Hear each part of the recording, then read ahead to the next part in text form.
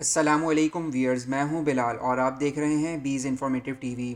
دوستو، اگر آپ نے ابھی تک چینل کو سبسکرائب نہیں کیا تو چینل کو سبسکرائب کر کے بیل کے آئیکن کو پریس کر دیجئے تاکہ ہر نئی آنے والی ویڈیو کا نوٹیفیکیشن آپ کو بآسانی مل سکے۔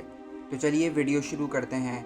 سائنسدانوں کے مطابق مکڑیاں سالانہ بنیادوں پر انسانوں کی نسبت دگنا گوشت کھاتی ہیں۔ دنیا بھر کی 25 ملین میٹرک ٹن وزن کی مکڑیاں سالانہ 800 ملین میٹرک ٹن گوشت کھاتی ہیں۔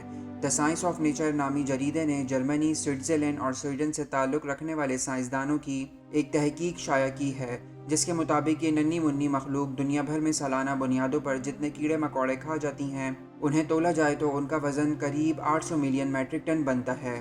اس کے مقابلے میں دنیا بھر کے انسان سالانہ 400 ملین میٹرک ٹن گوشت کھاتے ہیں، یعنی مکڑیاں ہر سال کی نسبت قریب دگنا گوشت کھا جاتی ہیں۔ مکڑیوں اور انسانوں کے بعد ویل مچھلیاں تیسرے نمبر پر ہیں، جو سالانہ 280 سے 500 ملین میٹرک ٹن خوراک کھاتی ہیں۔ سائنسدانوں کا کہنا ہے کہ مکڑیوں کے شکار کرنے کی ہوس ماحول کے حساب سے کم زیادہ بھی ہو جاتی ہے۔ سائنسدانوں نے یہ تخمینہ مکڑیوں کے وزن سے لگایا ہے۔ اب تک سائنسدانوں کا خیال تھا کہ مکڑیاں فصلوں میں موجود حشرات الارض کے خاتمے میں اہم کردار ادا کرتی ہیں، لیکن اس تازہ تحقیق میں یہ بات بھی سامنے آئی ہے کہ کھیتوں کھلیانوں میں موجود کیڑے مکوڑوں کے خاتمے میں مکڑیوں کا کردار دراصل بہت کم ہے۔ مکڑیاں سب سے زیادہ جنگلات میں موجود حشرات الارض کا شکار کرتی ہیں۔